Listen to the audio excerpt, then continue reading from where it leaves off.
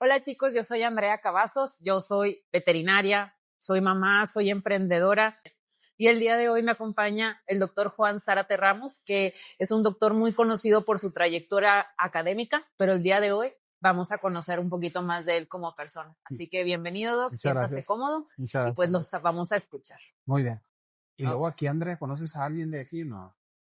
No, pero la verdad es que Dios me ha bendecido con carisma. Ya, Entonces toco puertas. ya, Todo lo que se me ha dado, que ha sido tocando puertas. ya, Y pues muy bien, digo, la verdad es que yo siempre he hecho videos por mero amor al arte. Me gusta educar, me gusta concientizar. ya, Yo sueño con un día regresar a dar clases, ya, pero pues ocupo mi doctorado. ya.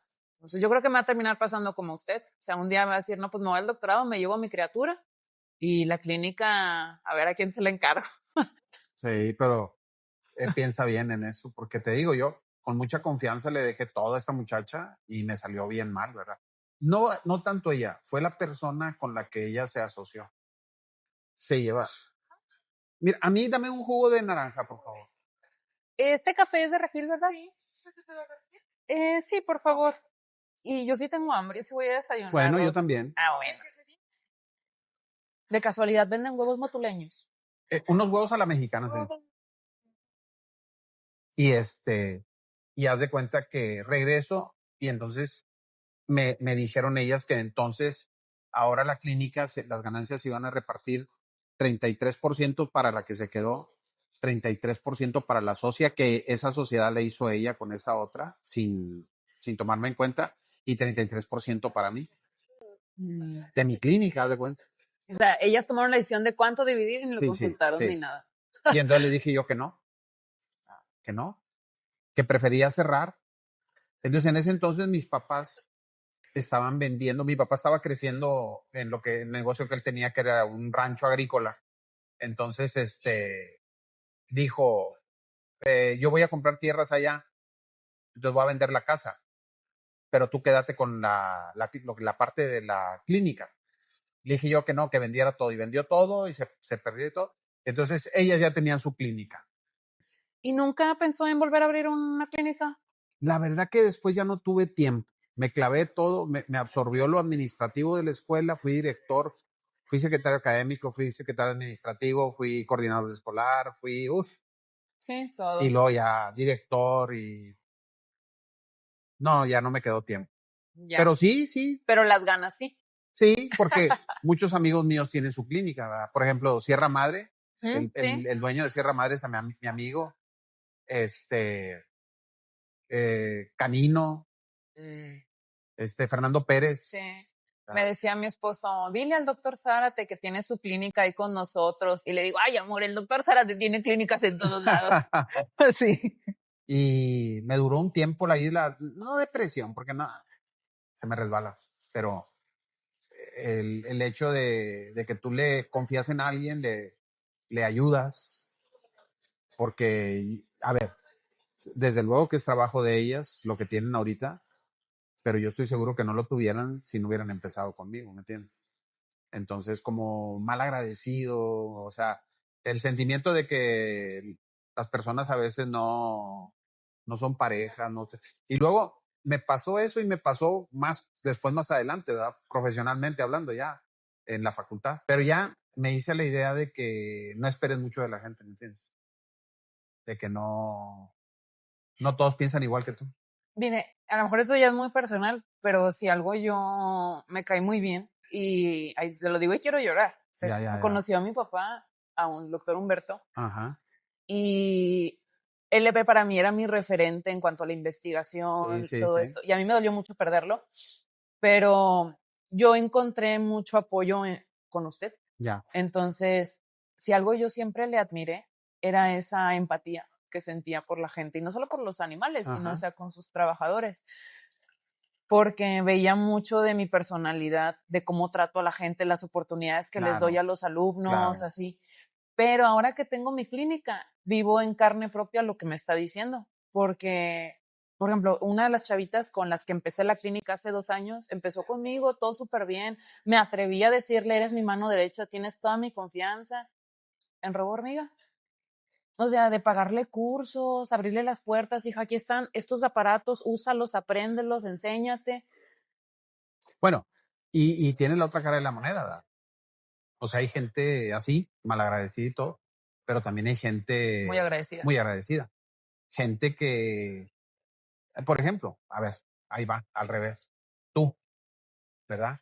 Que sin haber yo hecho mucho, siento que, pues que hay una amistad, que hay un cariño, que hay un afecto, que en el momento que tanto tú como yo lo ocupemos, podemos contar uno con el otro, ¿me Claro. explico? Entonces son situaciones que se dan a partir de eso, ¿verdad? Y yo siempre soy un convencido de que lo que hagas bien por la gente, invariablemente se te va a regresar.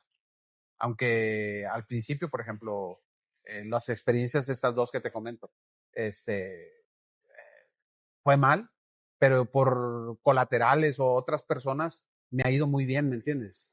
Tengo yo grandes amigos, bueno, pues, por ejemplo, Nacho de Blas es un gran amigo mío. También lo Y, quiero mucho. pues tú lo conoces, es un tipazo, ¿no?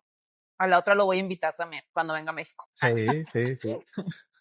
Sí, yo sé que se va a prestar. Sí, sí. Pero, y eso me lleva a pensar, y no solamente en alumnos, también en colegas. Claro. Porque también ahora que tengo mi propia veterinaria, pues he podido trabajar con colegas de mi misma generación y colegas yo les llamo veteranos de la antigua escuela. Ya. ¿Y cómo me doy a topes con ellos? Ya. Yo me acuerdo cuando recién ahí abrí la clínica en Guadalupe, fui a presentarme con todos los colegas. De, ay, tengo laboratorio, hago estos servicios.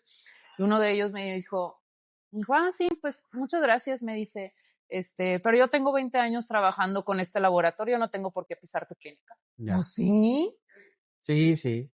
Hay gente muy cerrada, muy... Y yo, bueno, pues y cuando se luego lo ofrezca. en el ambiente también, hay gente muy envidiosa. Pues es que está el dicho, el peor Enemigo de enemigo, un veterinario es otro veterinario. y yo no quiero, yo lucho con eso.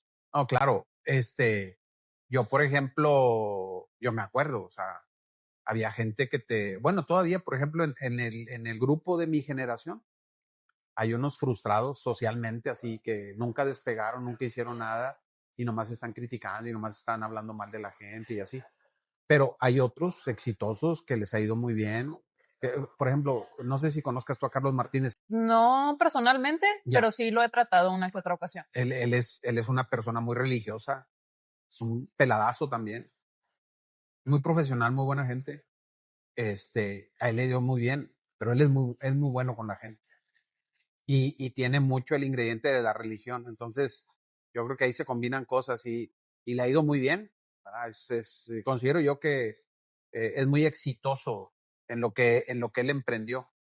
¿Y cree que es inevitable no exponerse a la crítica?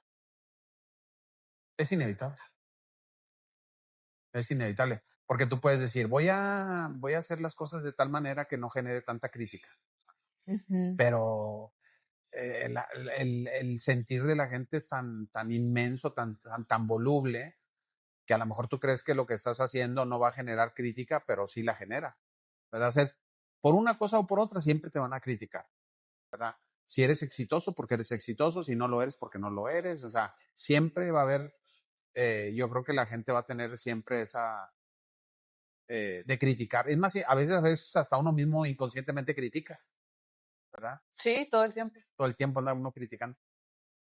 A lo mejor tú ese aspecto de la crítica lo ves como una opinión de algo que ves que está mal, ¿verdad? Pero si lo Pues, analizas a fondo, en realidad es una crítica. Por ejemplo, mi, bien simplemente con lo del gobierno, que dices, yo veo esto que está mal, mal, mal, tú estás criticando, ¿entiendes? Pero, pues hay de críticas a críticas también, ¿verdad? O sea, hay críticas, a ver, yo creo que es malo criticar, pero luego por ahí dicen que hay una crítica constructiva. Yo creo que sí existe eso, porque yo te puedo decir a ti, ¿sabes qué, Andrea? Tú estás haciendo todo pero muy es la bien, intención. pero necesitas corregir esto, corregir esto, corregir esto. Entonces eso te ayuda a reflexionar sobre lo que estás haciendo, ¿verdad? Y sirve bastante. Por ejemplo, a mí me han corregido cosas, ¿no? Y trato también depende de quién venga. Por eso los refranes son bien sabios, a mí me gustan mucho los refranes. ¿Verdad? Toma las cosas de quien viene, porque a veces la gente eh, opina o dice las cosas, pero pues realmente es por envidia, no por otra cosa. No porque quieran ayudar. Sí, es difícil esa parte. Yo personalmente soy muy renuente a la crítica, me afectan mucho. Que te critiquen. Sí. O sea, bueno, pero es que yo soy alguien muy emocional. Así como le digo, ay, quiero llorar. Yo quiero llorar si me hice algo bonito, si me hice algo feo, así.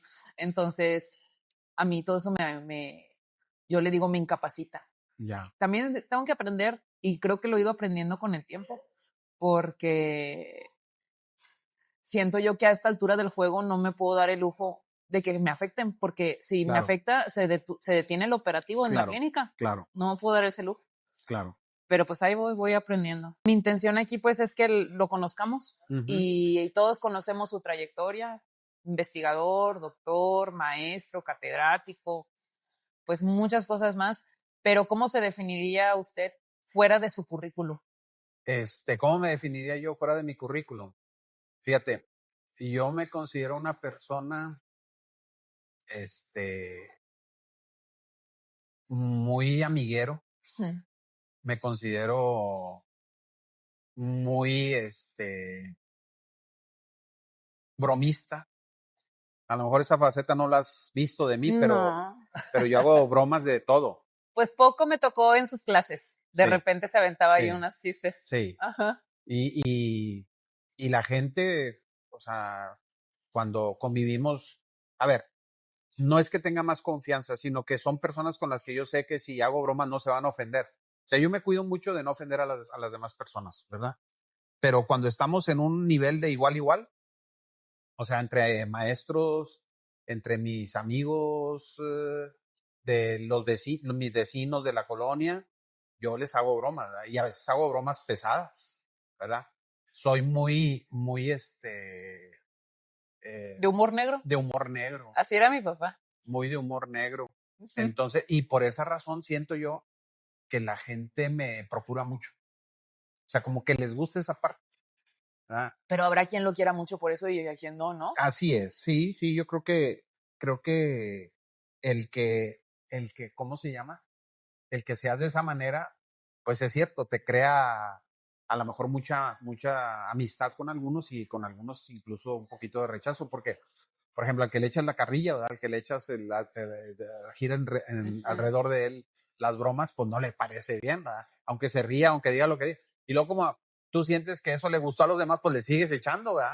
Entonces, yo creo que se da ese caso. Pero definitivamente, o sea, qué rico, échamelo para acá. el ingrediente Muchas gracias. de ser, sí, gracias. El ingrediente de ser, gracioso, así. Me encanta, por ejemplo, Gracias. los ambientes donde hay risas, mucha risa. En mi casa, cuando hay una reunión así de familia o así, pues nomás nos estamos riendo por bromas y nos acordamos de cosas del pasado y puro broma, ¿verdad? Por otro lado, considero que soy una persona que lo heredé desgraciadamente, una de mis hijas muy perfeccionista. Quiero que las cosas se hagan bien, bien, bien, bien, bien, bien. Aunque no las haga yo, aunque a veces falle, pero sí me gusta que las cosas, muy detallista, ¿verdad? Me gusta mucho salir al campo, caminar, aunque ahora cada vez menos lo podemos hacer por todos los temas que están ahorita ocurriendo, ¿no? Pero si yo tuviera la oportunidad, pues andaría, no sé, 3, 4 veces en la semana, iría a salir al campo a caminar. Mi esposo y yo lo hacíamos con mucha regularidad antes. Salíamos a caminar y a buscar, a ver en el suelo piedras. O sea, también eso siento yo que soy una persona muy, muy detallista, me gusta mucho. Pues que es investigador, doc.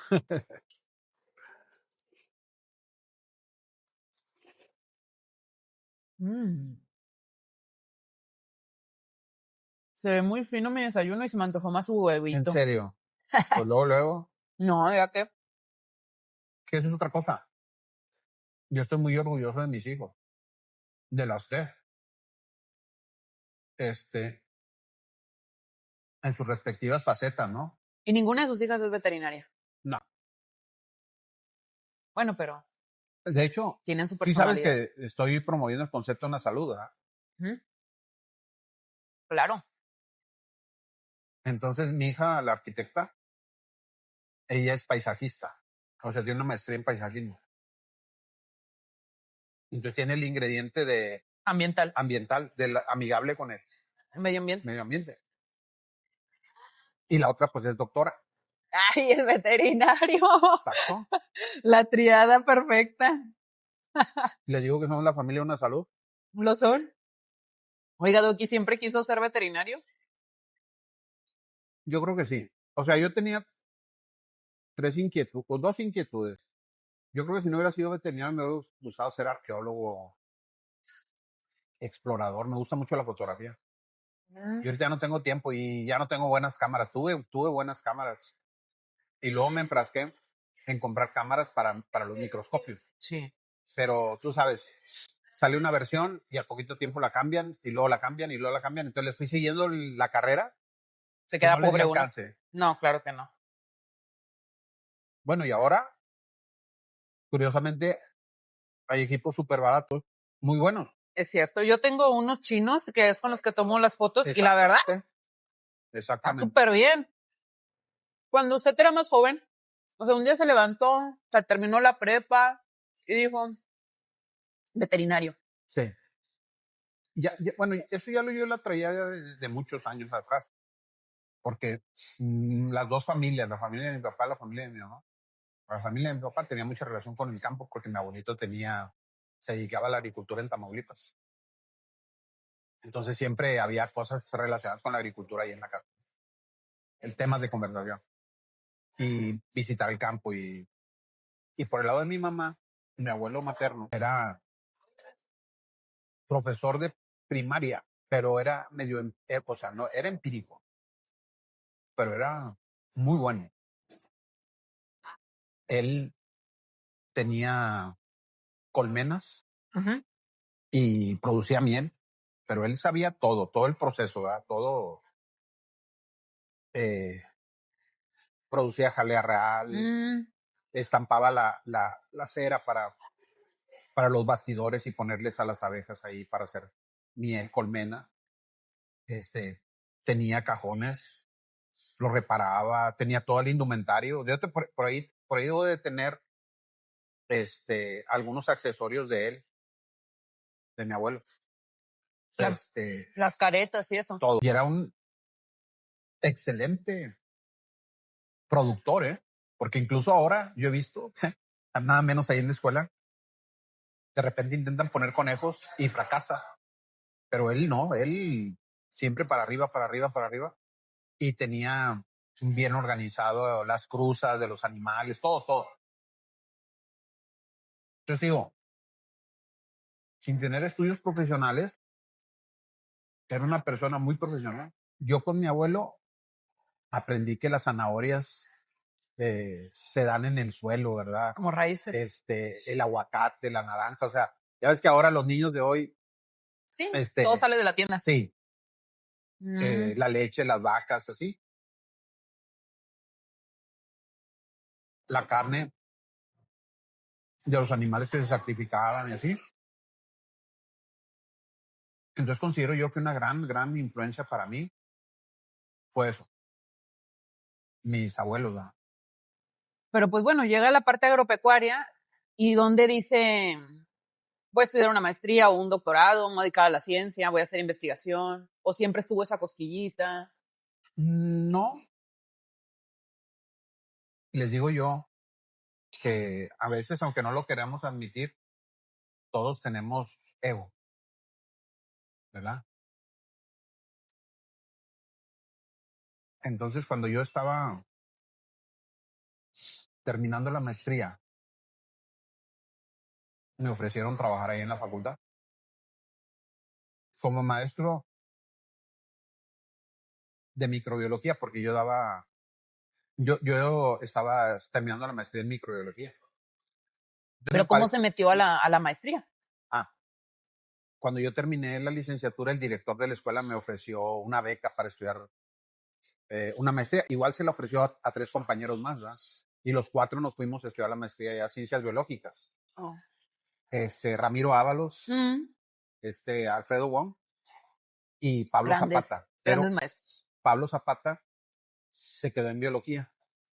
¿Todavía está ahí? Y todavía está ahí. Ramiro yo y Alfredo Wong nos venimos a veterinaria y Pablo Zapata se quedó en biología.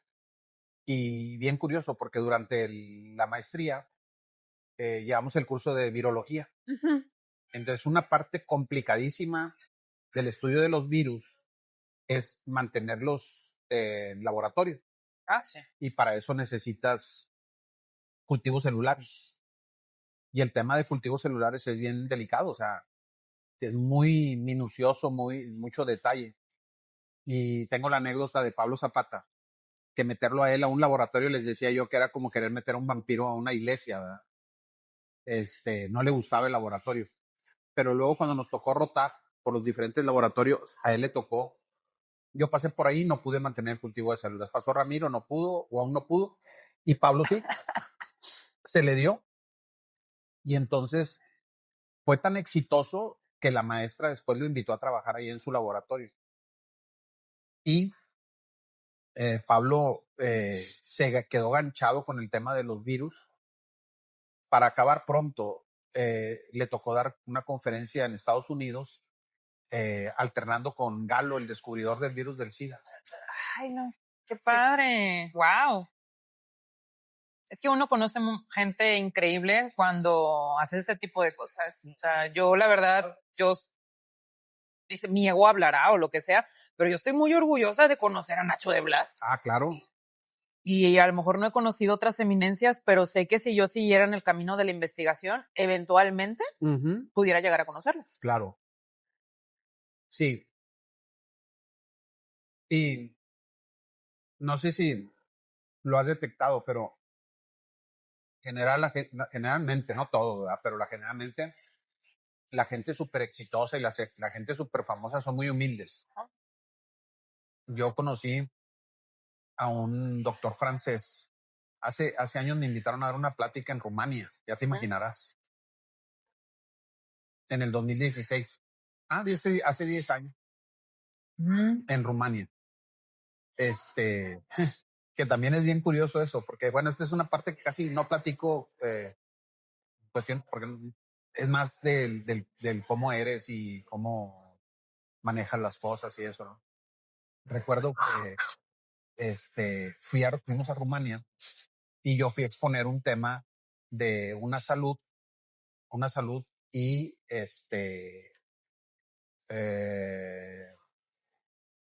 cómo se organizaba una salud en las escuelas de veterinaria aquí en México. Y entonces resultó que a esa misma reunión, pues fue mucha gente de todo el mundo, ¿verdad? Para mucha satisfacción mía, yo creo que yo fui el único latinoamericano que acudió, ¿verdad? Iba gente de todo el mundo, pero era yo el único, de México al menos, ¿no? El único. Y de Norteamérica había varios. Pero bueno, el caso es que doy mi plática. En ese entonces era yo presidente de la Asociación Mexicana de Escuelas y ellos querían saber cómo se estaba abordando el tema de una salud acá en México. Y entonces, di mi charla y todo, y se acercan dos rumanos, un señor ya mayor y un joven que era artesista de él, y se acercaron a preguntarme cosas de mi plática. Y así quedó. Entonces, intercambiamos tarjetas.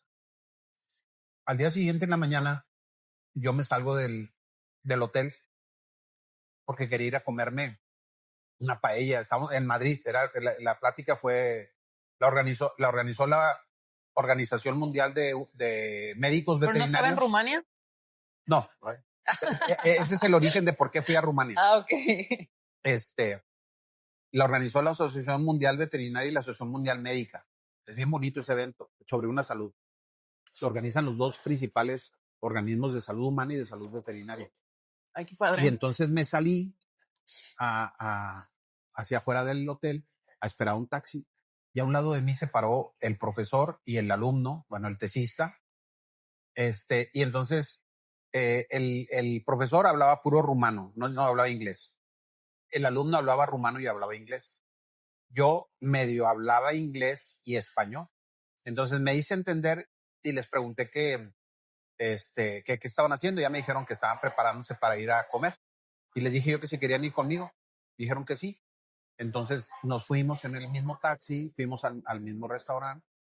Les fue muy bien que yo fuera porque no sabían cómo pedir la comida sin sal porque el doctor era hipertenso. Entonces, pues yo me entendí ahí de hacer la explicación y todo de lo que querían comer.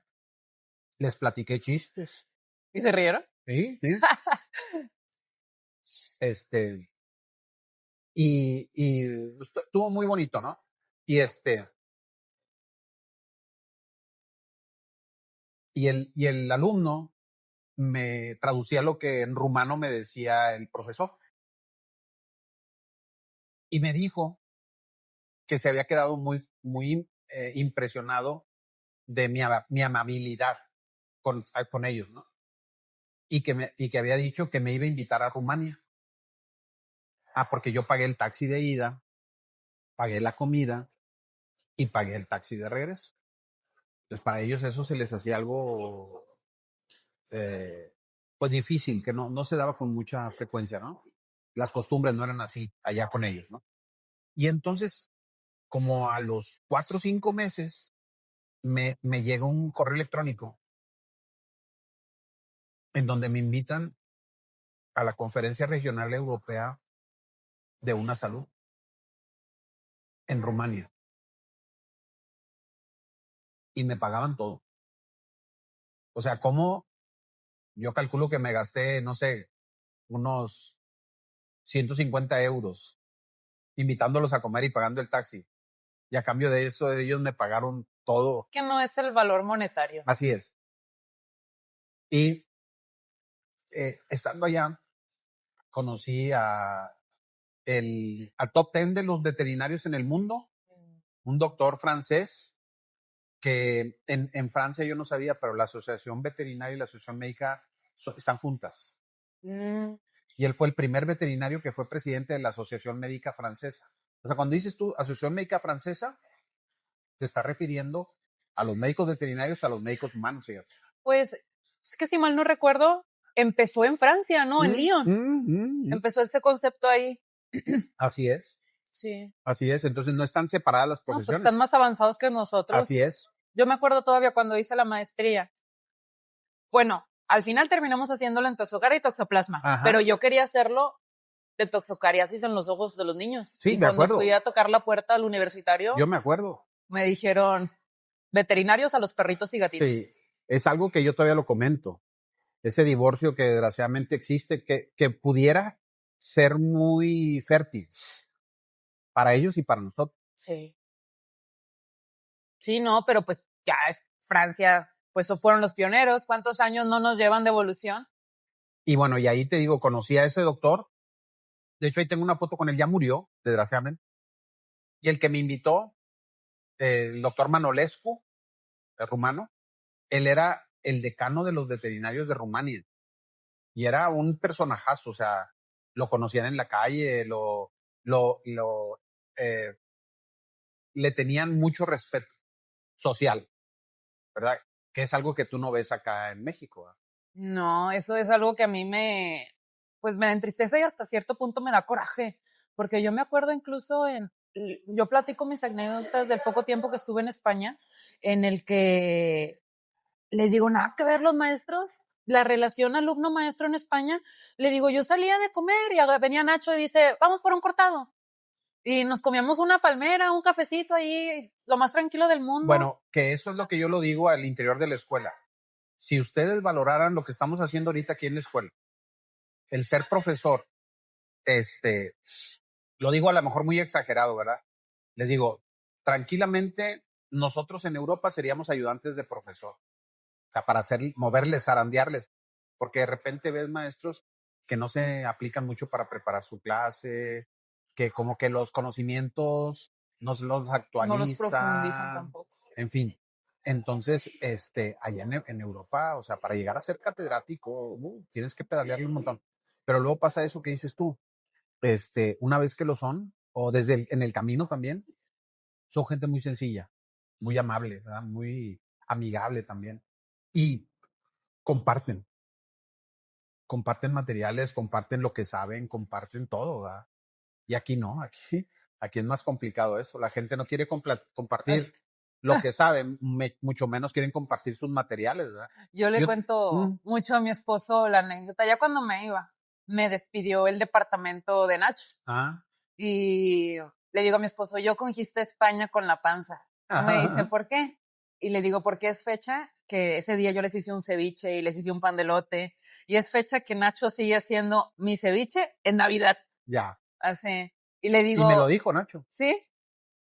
Y pues la verdad son recuerdos muy gratos porque uno personalmente son pocos los doctores con los que yo simpatizo aquí. Suena muy feo decirlo y no quiero sonar clasista ni malinchista. Ya. Pero no siento esa cercanía o siempre que hablo con un doctor aquí siento esa diferencia en superioridad de rangos, así. Y eso no lo sentí en Europa. Así es. Y conocí muchos doctores ahí gracias a Nacho, y todos bien sencillos. Sí. Bien sencillos, me trataban como su amiga, como su hija. Sí. Me acuerdo que hacía frío, no sabían que era becaria y me llevaban cobijas, me llevaban un calentador, todo. Sí. Y eso es algo que no me ha tocado ver acá. Así es. Sí, sí, sí. Porque además es gente que ha salido y que conoce, que allá pasaron por eso. Sí. Como yo, por ejemplo, cuando regresé aquí, yo veo a los muchachos, fíjate, nada menos cuando fue ayer, antier, fui a comprarme un biscuit con salchicha del Tim Hortons. Ajá. Y llego a la oficina y había como 4 alumnos. Entonces, pues me daba, no sé, abrirlo y empezármelo a comer porque ellos no tenían nada. Y entonces les dije, ¿cuánto cuestan los tacos que venden aquí afuera de la escuela? No, pues que 50 pesos, órale, ahí está, vayan y cómprense. Y ya fueron y se compraron y ya se nos pusimos a comer todos ahí. Pero por ejemplo, allá en España, te digo, la gente es muy así, muy compartida, muy, como que ya pasaron por eso. Entonces yo me acuerdo que cuando yo era estudiante también andaba así como andaban ellos, andaba igual, ¿verdad? Ahora con esto no todos los que veo ahí en la escuela los puedo ayudar, pero cuando puedo los trato de ayudar. Wow. Pero es por esa experiencia de haber pasado también uno por ahí, ¿verdad? Es muy notorio, por ejemplo, que tiene cierta inclinación o afinidad hacia la parte humana, pero ¿cómo conoció usted el término One Health? O sea, ¿cómo llegó ahí? Bien curioso. La doctora Alicia Marroquín, ella venía de Texas A&M, acababa de llegar allá a la escuela. Yo en ese entonces era director. Entonces ella vino y me platicó. Yo, te soy franco, yo desconocía el concepto, ¿verdad? Sí. Y me platica que en Texas A&M ellos tenían un departamento de One Health. Había una fraternidad de estudiantes que promovían One Health y había una fraternidad de profesores que promocionaban One Health. Y que si yo quería hacer lo mismo en la escuela. Entonces empecé a leer y a ver publicaciones. Empecé a ver, hay 2 o 3 plataformas. Ahorita a lo mejor debe haber más plataformas. De hecho, hay journals de One Health. Pero en ese entonces había 2 o 3 plataformas. Y hay una, yo creo que la más importante, que se llama Iniciativa de One Health Initiative. En esa plataforma está formada por veterinarios y médicos y ambientalistas.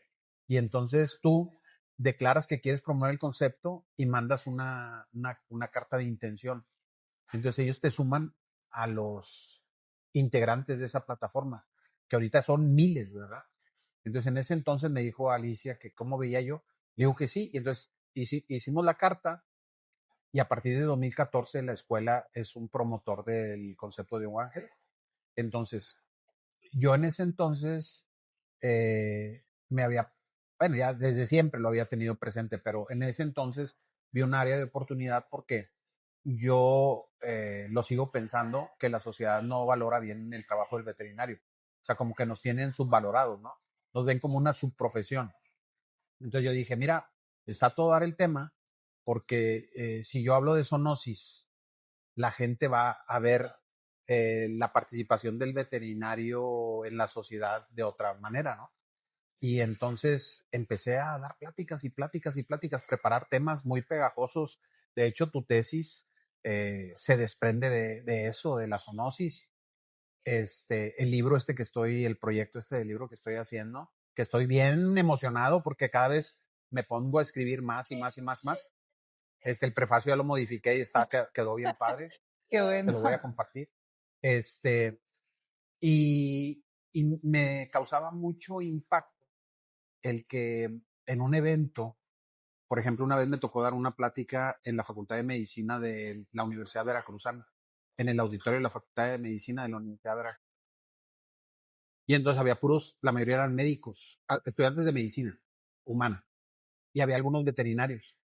Entonces, cuando me presentan a mí, habían dado pláticas antes médicos, ¿no? Y veías tú el semblante de los estudiantes, cómo estaban bien atentos, poniendo atención. Y cuando me presentan a mí y dicen que soy un veterinario, así como que pierden interés, hasta agarran otra postura dentro, en la silla y total. El caso es que percibí como que Gracias. no les llamaba la atención o como que ellos percibían que les podía enseñar un veterinario. Y entonces empiezo a dar mi plática y les empiezo a hablar de zoonosis. Bueno, para no hacerte el cuento largo, al final estaban tan impactados que terminando la plática me fueron a buscar y a hacerme preguntas de dudas que les habían quedado. Y cuando se referían a mí, me decían doctor. O sea, como que la persona cambió el chip, ¿verdad? Y ese fenómeno lo he visto muchas veces ya. A lo mejor cuando te identifican, veterinario, es un médico veterinario, pero luego ya les empiezas a hablar de tu expertise y y cambia hasta cómo se refieren a ti, ¿verdad? Y no, pues me quedé yo bien contento. Y luego después, con las demás pláticas, pues cada vez más te empieza pues a llamar la atención de seguir promocionando el concepto de una salud. Pero recuerdo que me habías preguntado que por qué, Volteo a verlo. agarré el tema, no, de cuando entré a la escuela, te decía que me invitaron a estudiar la maestría. Uh-huh. Y luego, a los pocos meses de estar dando microbiología, se jubiló se salió el profesor que daba parasitología.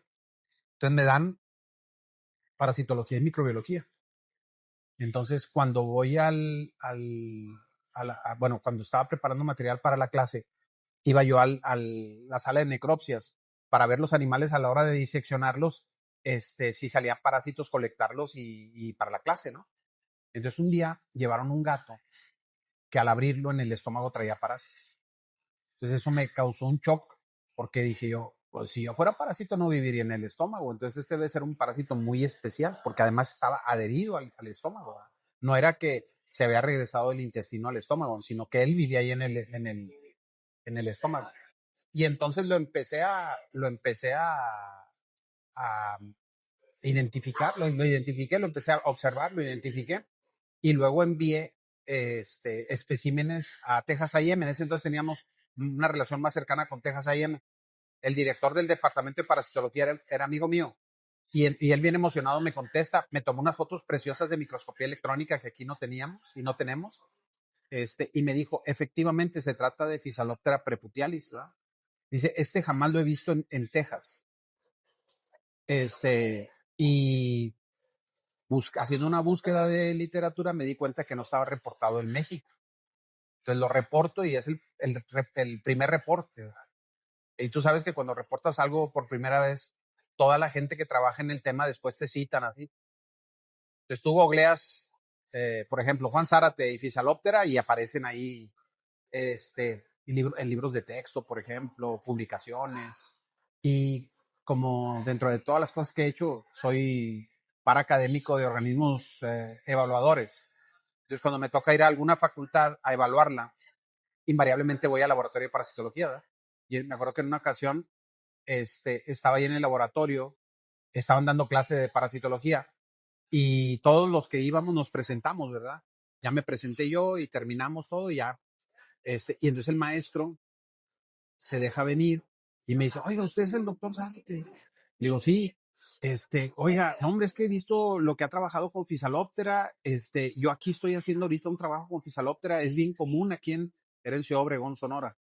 Dice, ¿me permitirían tomarme una fotografía con usted? Sí, claro. Entonces toma la foto conmigo y se acerca todo su grupo y toman la fotografía conmigo. Entonces yo me sentía como Luis Miguel, haz de cuenta. Entonces, parte de lo que me preguntabas tú de qué te incentivaba para hacer lo que haces, para lo de la investigación y todo eso. Y yo te decía que era un poco el ego. Entonces sí es cierto, porque aún aunque no lo quieras admitir, te gusta que la gente te, te cite, te distinga, te reconozca, ¿verdad? Yo lo admito que a mí me gusta, o sea, sería tal vez no estaría hablando con la verdad si te digo que no, yo soy muy humilde, o sea, en ese sentido. No, y estoy de acuerdo porque eso a cualquiera le gusta, porque te dan mérito por tu trabajo. Pero si algo yo recuerdo y lo que a mí me llamó la atención cuando usted fue mi maestro la primera vez, es que usted se presentó y no se presentó como doctor. Me dijo, yo soy Juan. Y nunca puso su título ni de dónde era, porque no le dio importancia Así es. a su trayectoria. Y eso fue lo que a mí pues me llamó mucho la atención de su persona. De hecho, y es algo que lo comento también, eso de que yo, por ejemplo, cuando mando una carta o cuando en mis correos, nunca vas a ver que dice doctor. No, Juan Zárate. Juan Zárate, nada más. Porque me tocó experiencias con personas que se preocupaban mucho por los grados académicos. Sí, que le ponen MC, PhD, DRM, MBZ. Ay, no. Y digo yo, a lo mejor es un mal análisis, ¿no? Pero yo pienso que son complejos de la gente. Muchos títulos. Ajá. O sea, como que quieres, la única manera que tienes para que te reconozcan es resaltar tus... Yo siento que al final, con el paso de los años, como quiera logró lo mismo. Porque si yo recibo un correo de Juan Zárate, se siente lo mismo que a que si el doctor PhD me hubiera escrito. Sí, porque su propio nombre ya pesa. Sí, sí.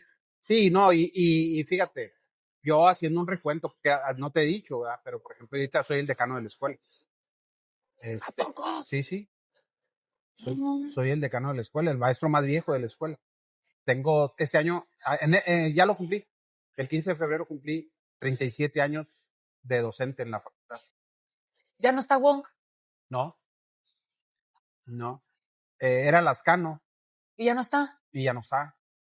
Ya no está Lascano, ya no está Wong, soy yo. Y el año pasado me dieron el nombramiento de profesor emérito de la universidad. ¿Verdad? No, gracias. Entonces, esos momentos te hacen reflexionar un poco sobre tu trayectoria. Y me doy cuenta de que se me está pasando el tiempo. Por eso yo creo que fue una movida de tapete para ponerme a escribir lo del libro. Porque esa es otra cosa que a lo mejor tú no conoces de mí, que yo, por ejemplo, se me ocurren muchas cosas. Me invento cosas. Pero invento cosas. Yo recuerdo cuando estaba joven, en mi casa, en el cuarto donde yo dormía, me ponía a leer para dormirme, que era un hábito que yo tenía. Fíjate, a mí se me iba el sueño y leyendo.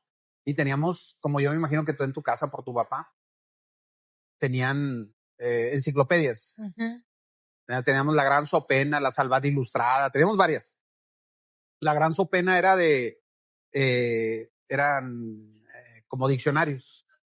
Eran todas las palabras con A, con B, con C, el primer tomo. Y venía todo y estaba ilustrado, ¿verdad? No es, bueno, no sé, enciclopedias, pero así teníamos una de color rojo con una serpiente. Ándale. Esa, no sabes si era. Esa era la Salvat, yo creo, ilustrada. Y yo para dormirme agarraba la enciclopedia y entonces empezaba a leer todas las definiciones de palabras con A, ¿verdad? Todas. Y eso yo siento que me sirvió mucho para tener un vocabulario más rico. Es cierto. Y luego, hice un aparato con poleas para apagar la luz desde mi cama. Pero estaba bien ingenioso, era con unas jeringas, ¿verdad? Necesitaría enseñarte el modelo para que lo veas, pero funcionaba.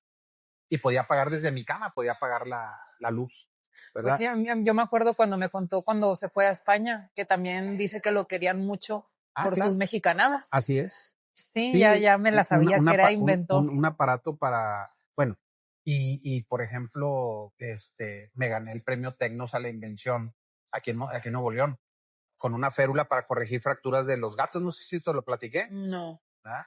Una férula tan ingeniosa, muy ingeniosa, creo yo. Se me ocurría cómo hacer una ligadura intrauterina, ¿verdad? Con una jeringa, una aguja en forma de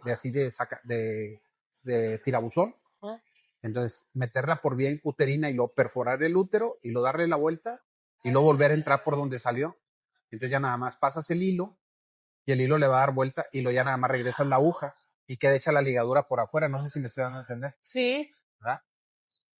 Sí. Pues como una aguja vacía. Está hueca y por ahí va pasando. Y saca ya el corcho, por así decirlo, y se queda la ligadura. Sí, o sea, cosas, muy ingenioso. Cosas como esas, ¿verdad? ¿Y lo puso a prueba? Lo hice en cadáveres, sí se podía hacer. Pero me ha faltado el tiempo, por eso hacia allá iba. Como que me ha faltado el tiempo. Cuando creo tener un momento de tiempo, ¡pum! Presidente de la Asociación Mexicana de Escuelas. Y luego otro tiempo y ¡pum! Presidente del Consejo Nacional de Certificación. O un poco de tiempo y ¡pum! Director. ¿Verdad? Entonces. Es que tiene que hacerse el tiempo. Yo le voy a contar la anécdota a mi papá. Y él decía eso. Que bueno, él se quedó sin tiempo. Pero él decía, cuando tenga tiempo, voy a hacer esto, exacto, y voy a hacer esto, y voy a hacer esto. Compró su casa para retirarse, en la que nunca se retiró. Así. Él soñaba con poner una casa chiquita, un consultorio aquí en barrio, en la parte viejita de Monterrey. Nunca se quedó en plan. Pero pues eso a mí me enseña que me tengo que hacer el tiempo, porque yo le decía a mi esposo, quiero hacer un podcast, quiero hablar con mis colegas, hacer eso. Me dice, ¿a qué hora? Con la hija, con la empresa, con esto. Y luego al rato que te voy a hacer el doctorado, ¿cuándo? Yo, no me voy a quedar con las ganas. No, y sí es cierto. Por ejemplo, a mí ya la verdad que se me queman las habas porque, por ejemplo, hay otro, y lo malo es que platiques tus ideas. Ah, sí. Porque todo el mundo te las fusila luego. Pero yo contigo las platico y que se sepa, pues qué bueno. Y si me las fusilas, qué bueno. Sí, no, y si me la fusila alguien del que va a oír el podcast, también, ¿verdad? Claro. Por ejemplo, a mí se me ocurrió hacer, porque desde luego que los huevos de los parásitos tienen carga. Ah, sí. ¿Te lo platiqué eso? Es que esa sí me acuerdo. Porque me lo planteó usted como idea de maestría. Ah. Pero me dijo, es que eso es de doctorado. Imagínate desde hace cuánto que lo traigo rumiando. Y se puede hacer. Y suena lógico. Lo de poner como un desecho que se encargue de inactivar las heces. Ese es otro. Ah, bueno, yo me quedé con ese. Ese es otro. No, el que te digo yo es que tú, imagínate, tengas una muestra de excremento. Las pruebas de concentración por flotación o por sedimentación, su nombre lo dice. Concentran lo que quieres ver y lo separan de lo que no quieres ver. Imagínate que eso lo pudieras hacer por cargas eléctricas. Ah, sí. Entonces, haces tu preparación, a lo mejor la suspensión va a cambiar por, no sé, una concentración de sales, por decir algo, lo colocas ahí la muestra y luego le aplicas una carga eléctrica. Y que sepas tú hacia qué polo va a migrar el huevo y tomes la muestra de ahí y eso te aumente. Y está bien fácil el planteamiento. Tú haces un copro normal por concentración por flotación con gradientes de densidad y haces otro con este sistema de cargas y comparas. Y en el que detectes más muestras positivas es el mejor. Yo creo que también está padre porque eficientiza. O sea, claro, sería como, ayer le platicaba un alumno, me decía, es que los tubos rojos son para centrifugadora. Y le dije, no, deja el tubo rojo solo y se va a separar. Así pero pon la centrifugadora y está más rápido. Ajá. Entonces yo creo que esa idea está muy padre porque va a eficientizar el diagnóstico. Así es. Entonces, sí hay que desarrollar. Sí, y me he quedado porque, ¿cómo te diré? Es precisamente una parte de una salud, es lo multidisciplinario. Hay cosas en las que un veterinario tiene el problema, pero no sabe todas las posibles soluciones a ese problema. Por ejemplo, si yo supiera de electricidad, o si supiera de electromecánica, o si supiera de física, serían herramientas que me ayudarían a solucionar ese problema del planteamiento que te digo.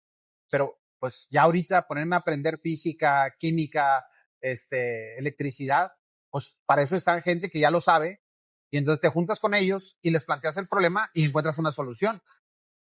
Por ejemplo, lo del método de Famacha, que se me ocurrió, pero hacer un software que le tomaras la fotografía de la conjuntiva del ojo al animal y que te dijera si está anémico, no anémico, no sé qué.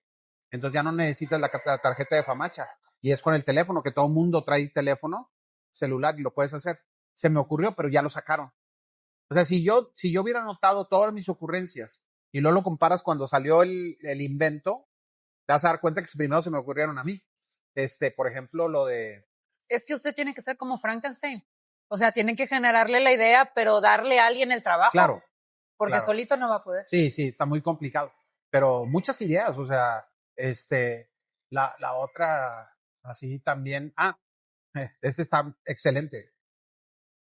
Hace muchos años, ahí está la tesis.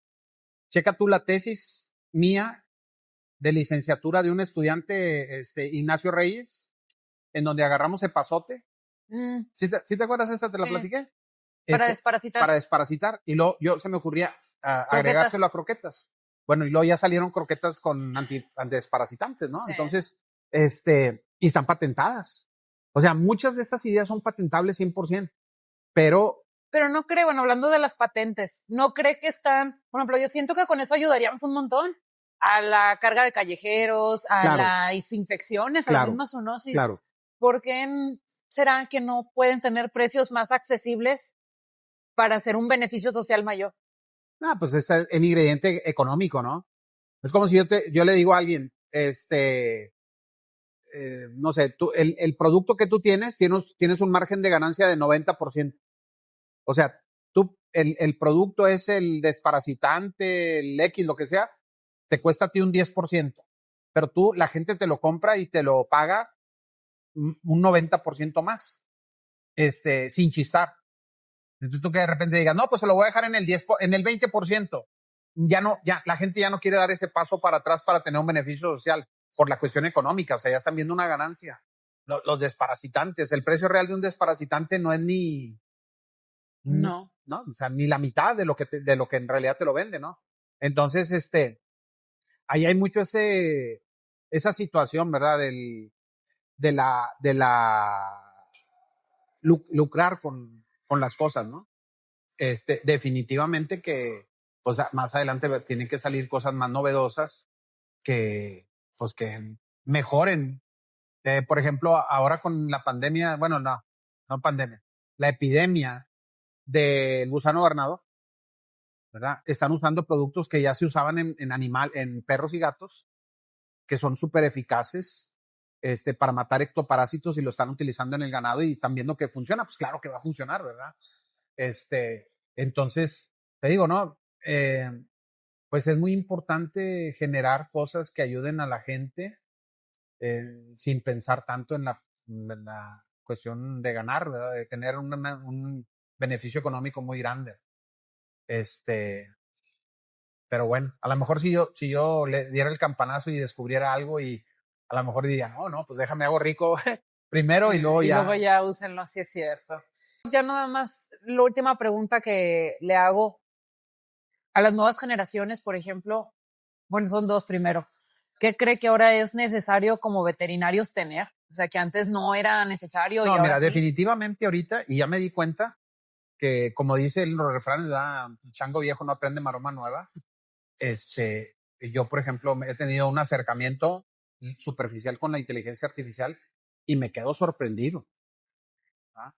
Cosas que antes te llevaba una semana leer, ahora en 5 minutos ya lo tienes. Entonces, que los alumnos aprendan a utilizar esas herramientas para el aprendizaje, no para hacer una tarea rápido y brincarse un paso, no, sino para el aprendizaje y buscarle una aplicación. Entonces, en la medida que usemos las tecnologías, que es la época ahorita, ¿no? Para un beneficio de aprendizaje, yo creo que eso es fundamental en los estudiantes. La otra, el trabajo en equipo. Con este rollo de la pandemia se dieron muchos fenómenos, ¿no? Uno de ellos es, por ejemplo, personas solitarias, personas que no socializan. Entonces, yo creo que es muy importante en los estudiantes, sobre todo de veterinaria, trabajo multidisciplinario, ¿verdad? que básicamente son el concepto de una salud. Para compenetrarte en el concepto de una salud, tú tienes que ser una persona dispuesta a compartir lo que sabes, dispuesta a admitir lo que no sabes. Claro. ¿Verdad? En la medida que tú hagas eso, vas a aprender muchas cosas, ¿no? Y vas a también a enseñar muchas cosas. Entonces, yo diría que básicamente eso, el trabajo en equipo, ¿verdad? Abrirse a interactuar con otras profesiones, también yo creo que eso es muy valioso. Y pues indudablemente eso de ser muy eficaces en las nuevas tecnologías, en los idiomas. Yo creo que si yo dominara al 100% el inglés, se me hubieran abierto hace años las puertas increíblemente, ¿verdad? A mí me pasó un fenómeno curioso, que yo metí cartas de solicitud para estudiar en varios países. El primero que me contestó fue España, pero a las 2 semanas de que me contestaron de España, me contestaron de Australia. Y me hubiera gustado muchísimo haberme ido a Australia, pero no reniego de haberme ido a España. Yo creo que fue una excelente decisión. Pero los idiomas también es un potencializador si lo tienes, o una limitante si no lo tienes, ¿verdad? Entonces, el dominar una segunda lengua, yo creo que eso es fundamental. Y pues nada más darle las gracias, Doc, decirle muchas gracias por salir conmigo, aceptar un cafecito, un desayuno. Me la pasé muy bien. Yo espero que usted se haya sentido de la misma manera. También. Y solamente recordarles, colegas, que es importante también cuidar nuestra vocación, pero también la persona que la profesa. Entonces, pues les mandamos un fuerte abrazo a casa y nos vemos en el próximo episodio.